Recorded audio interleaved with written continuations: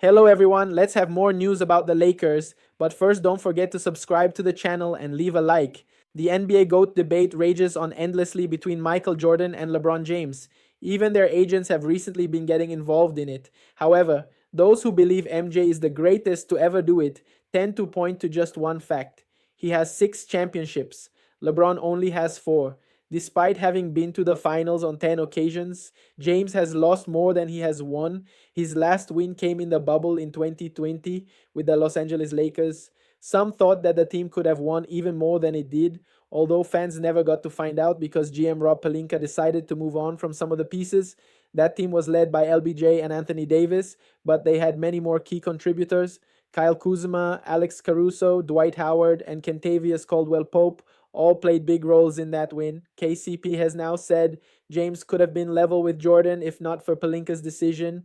Everything just clicked for us, inviting to each other's houses. Caldwell Pope said on Dwight Howard's podcast, I spent more time with my team than my family. If we kept that together, we would have run off 2 more. There would be no more GOAT talk. That would have put LeBron at 6. Whether that team would have repeated or not is hard to say. Losing all their key rotation pieces is what eventually ended the James Davis era in Los Angeles, though. As for KCP, he won another ring with the Denver Nuggets, although he is now with the Orlando Magic. Lakers fans have no time for what ifs either. They're busy thinking about Luka Doncic and his conditioning. Now let's go to another video. Don't forget to leave a like.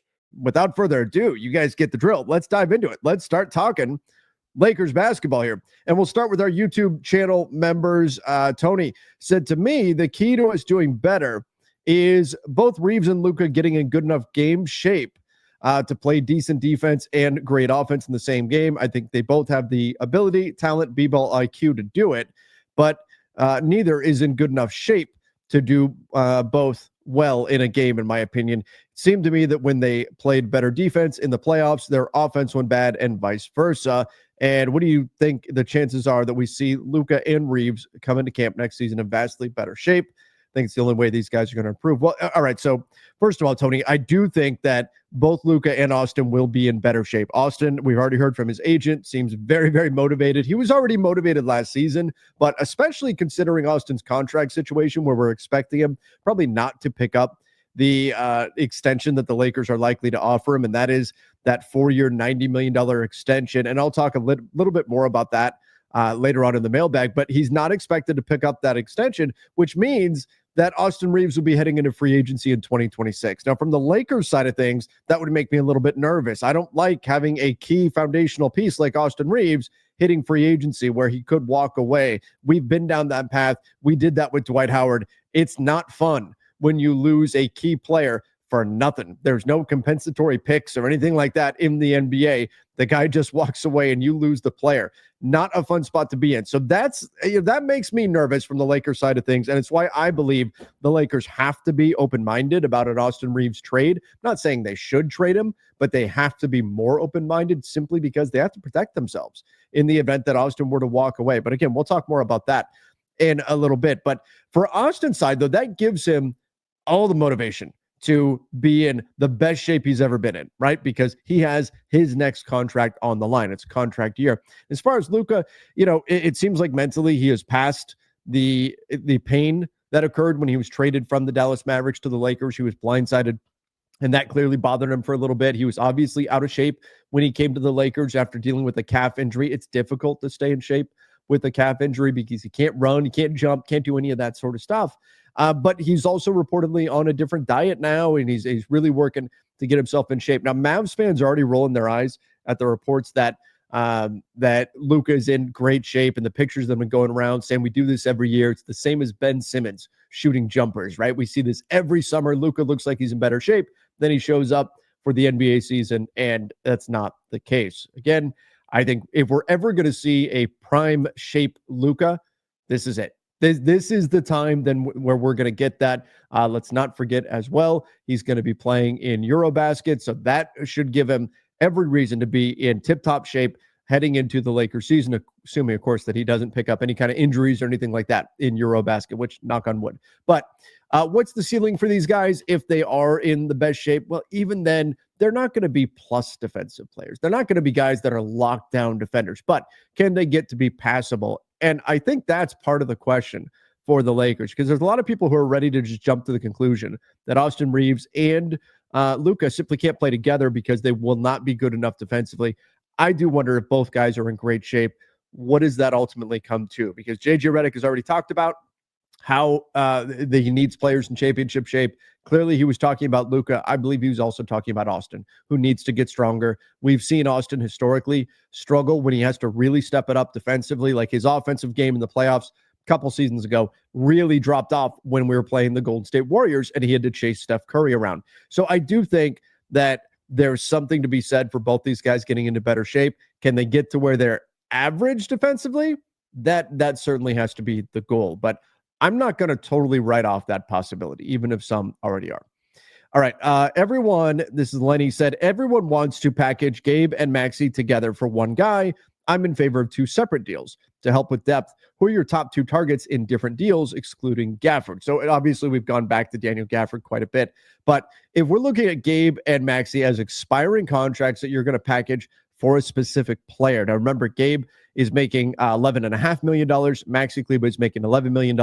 And in any trade, if you're trading those guys singularly, the Lakers have to take back less salary than they send out. So in the instance of Gabe Vincent, that would mean if you're not adding any other salaries to him, you'd have to take back less than $11.5 million. But let's assume that we could stack up, Dalton Connect, let's say, his contract in with one of these guys or something to that degree. Maybe it's you guarantee part of Shake Milton's salary, right? So that would get us up to that, I don't know, about 14 to $15 million that you could potentially send out. So if we were to do something smaller like that, we see the Lakers make that kind of a move. One guy that I really like a lot is Matisse Thybulle. Now, his injury history is what it is. He didn't play a ton of games last year, but he makes a massive negative impact on opponents' three-point percentage. He has developed his three-point game.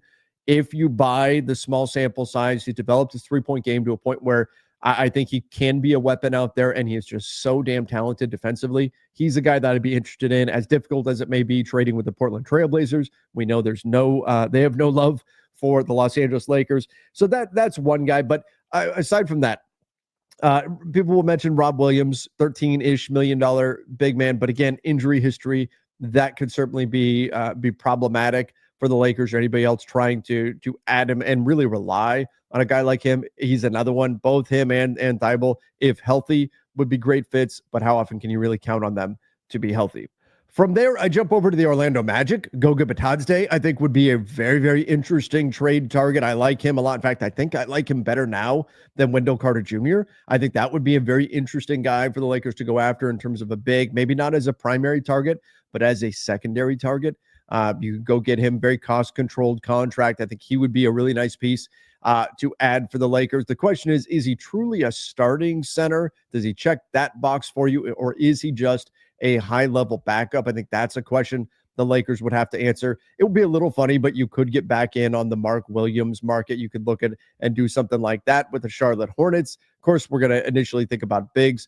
Mitchell Robinson is another guy that I like a lot with the New York Knicks. Now, if they wind up surviving their series with the Pacers and going to the NBA Finals, would have to imagine they're probably not going to be in any hurry to move off of Mitch Rob, but he would be, I mean, if he is, and I doubt he is, but if he is actually to some degree available, he'd be very high on my priority list for the Lakers simply because of his ability to rebound the basketball. So I do think there's some players out there that you could go get that fit the bill, and there's others that I didn't get around to mentioning here as well, but there's a number of guys that they could target if they were to say, we're going to trade Maxey by himself and Gabe by himself. We'll attach assets to those guys, use them as expiring contracts, and off we go. I would love it if they could get in on, say, a Day'Ron Sharpe. Unfortunately, he's a restricted free agent, and a sign and trade would trigger that hard cap at the first tier apron for the Lakers. But still, maybe something worth kicking the tires on just to see how determined the Brooklyn Nets are to hang on to him. But those are some options right there.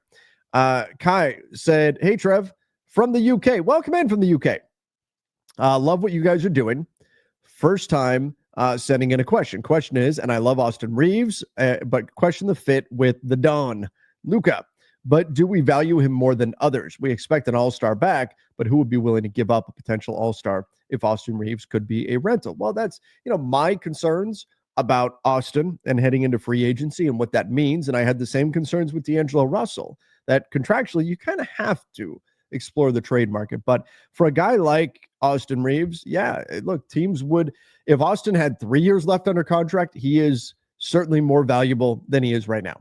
If he has multiple years left under contract, that lack of team control would negatively impact his trade value because teams will have the same worries that I do with Austin Reeves. Hey, we trade for him, he could walk away in free agency. Now, of course, Austin would have a say in all of that if they do explore the trade market with him. If, let's say, Austin, in his heart of hearts, has always wanted to be, I don't know, an Orlando Magic, right? A magician? I don't know. I don't know how they pluralize that. But if Austin were to join, say, the Orlando Magic, he could tell them, like, hey, I've always wanted to play for you. I'm not leaving. I love Disney World. I'm staying, right? And maybe that would make them feel a little bit better about the trade. So Austin would have a say in where he goes. He could also go the other way, where he could say, hey, look, I don't like Mickey Mouse. He just kind of creeps me out a little bit. So if you trade for me, I'm gone. I'm leaving in free agency. And if that was the case, then the Magic in this example would not be willing to give up very much for Austin Reeves. So similar to the situation Kevin Durant is in right now in Phoenix, where if the Lakers were to really decide to trade Austin Reeves or to explore the market, Austin would have a lot to do with where he ultimately landed. That said, I don't think the Lakers want to trade Austin. They do believe he's got all-star potential. And I know a lot of Lakers fans will say, I don't know if he really does or not. The Lakers believe that. And right now, that belief has largely been rewarded. I mean, the Lakers, they could have traded Austin Reeves for DeJounte Murray.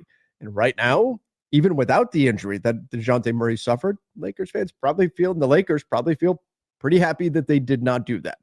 So they like Austin a lot. They believe in Austin. I would be shocked if the Lakers move on from Austin, in part because of what you're saying. The Lakers, the asking price for him is high. They would want a foundational player to be coming back. And I think there's something to the idea that teams probably won't be willing to give that. And so that's part of why I think it's unlikely that Austin Reeves gets traded. Now, right or wrong, you can argue they shouldn't value that Austin that way. You could argue that they should. But the fact is that they do. And so I find it unlikely that Austin Reeves gets traded this summer. But you never know. It was also unlikely Luka would be a Laker. Tony said, I feel like Dorian Finney-Smith does not get enough credit for how well we did last year. Yes, Tony. Frankly, think we would be a hot mess with less talent and no real way to win without him. His defense seems as good as Vando's, and he can also shoot the three. I know he's a role player, but these are the kind of role players that win championships. What do you think the chances are we lose him? I think very slim. I don't think they're going to lose Finney-Smith because he's got a player option, and that player option pays him more than the mid-level exception. Most likely, because there's not much out there in terms of cap space. Most likely, a team offering Dorian Finney-Smith, who's 31 years old. If he was 25, it'd be a different story. But 31 years old, a team offering Dorian Finney-Smith would be giving him a mid-level exception. That's going to be about $14.1 million. So that's already a pay cut off of just his player option for this next year. Now, on top of that, he was an important piece to the Lakers.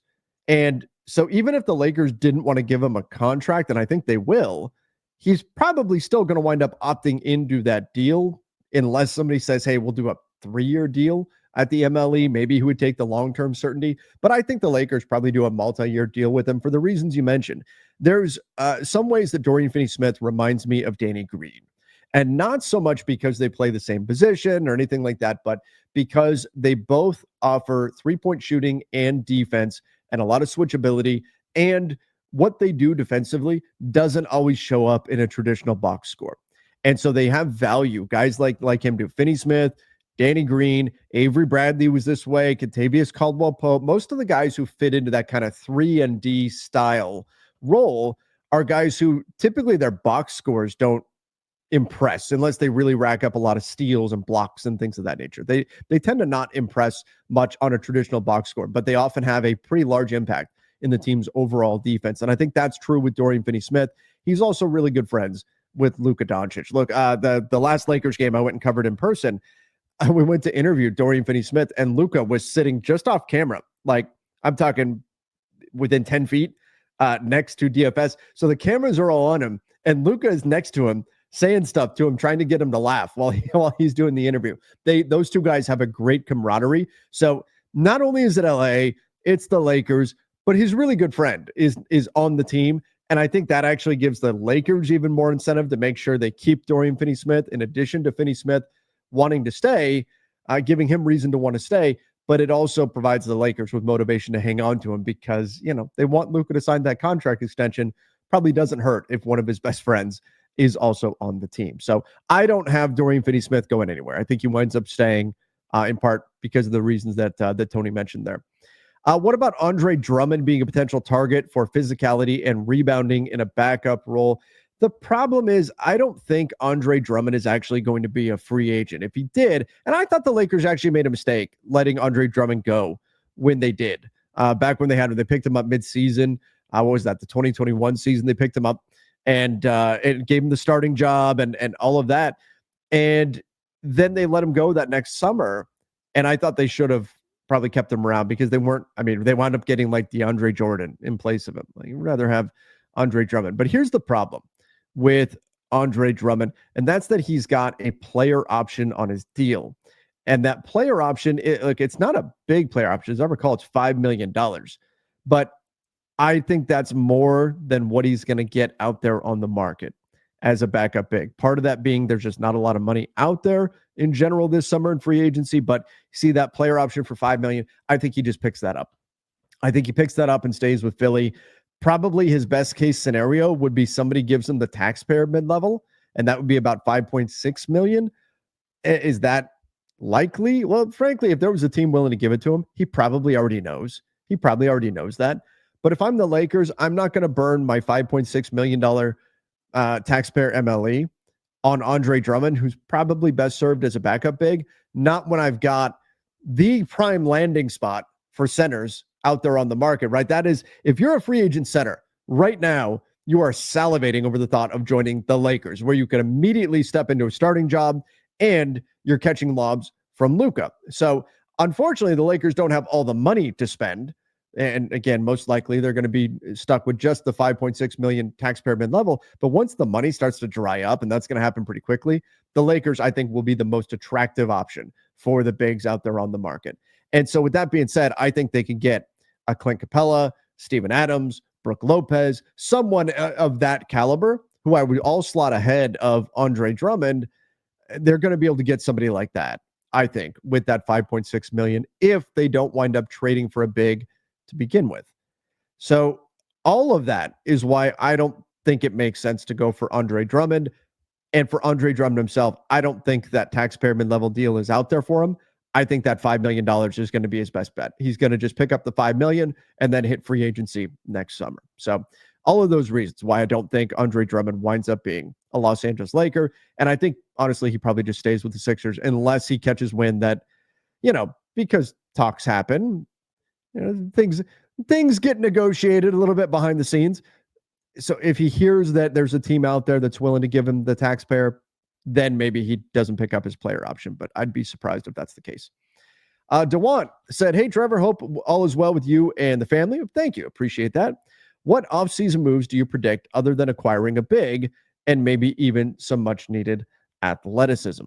So aside from that, I could see the Lakers making a move to move up in the second round. And there's actually a question later on in the mailbag about this, so I'll hold off on that until then. But I could see the Lakers perhaps moving up in the second round to target a specific player. We've seen them do that in the past in terms of trying to add a second round draft pick. But I do see them doing something like that. I think they could also find a defensive guard. I think a 3-and-D style guard would make a really good fit. I know kind of the Max Christie archetype. Somebody like that would make a lot of sense for the Lakers. But clearly, priority 1, 2, 3, 4, 5, all the way through, right, is get a center, right? Probably multiple centers. That's what the Lakers have to do first and foremost. All right, let's go here. Last of the YouTube comments, and we'll get into the Instagram ones.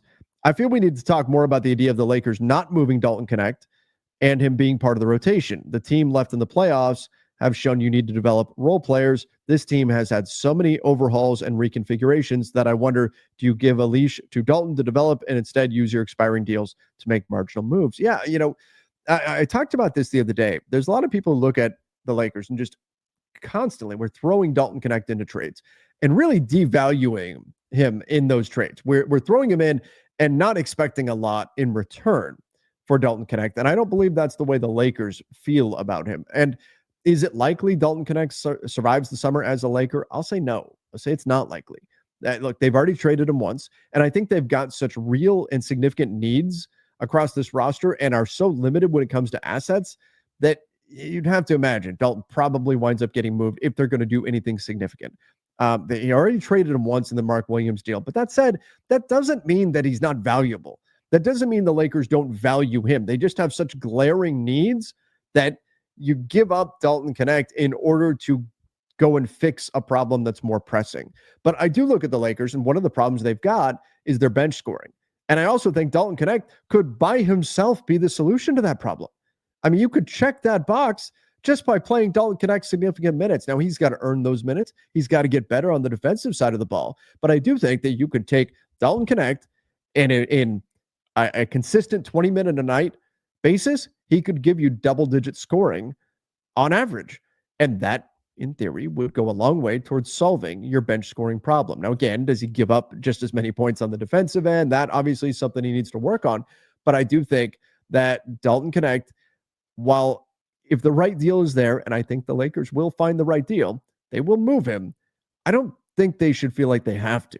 This isn't we have to get Dalton Connect off this run. No, he's a talented player. He dropped 37 points in a game this last year?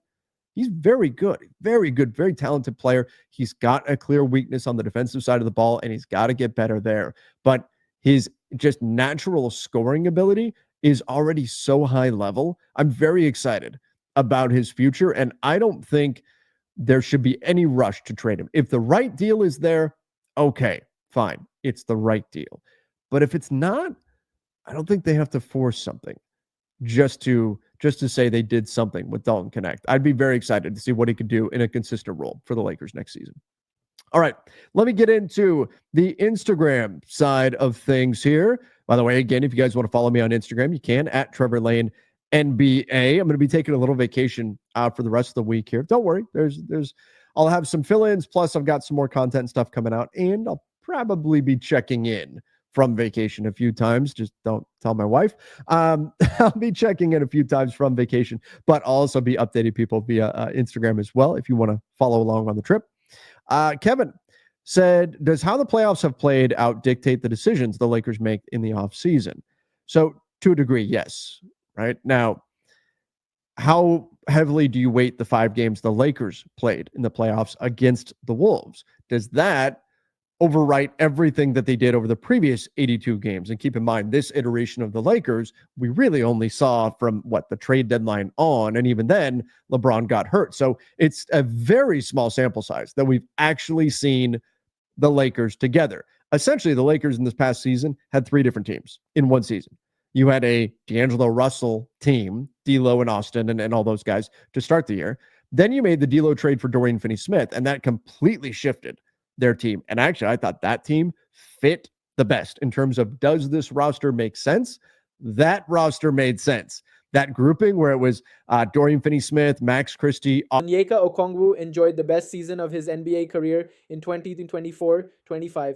The 24-year-old center posted career-best numbers in scoring, 13.4 points per game, rebounding, 8.9 per game, assists, 2.3 per game, and steals, 0.9 per game, while playing more than 2,000 minutes for the Atlanta Hawks. In fact, those numbers actually understate Okongwu's impact, as he announced his presence with authority after taking over the starting job mid-season.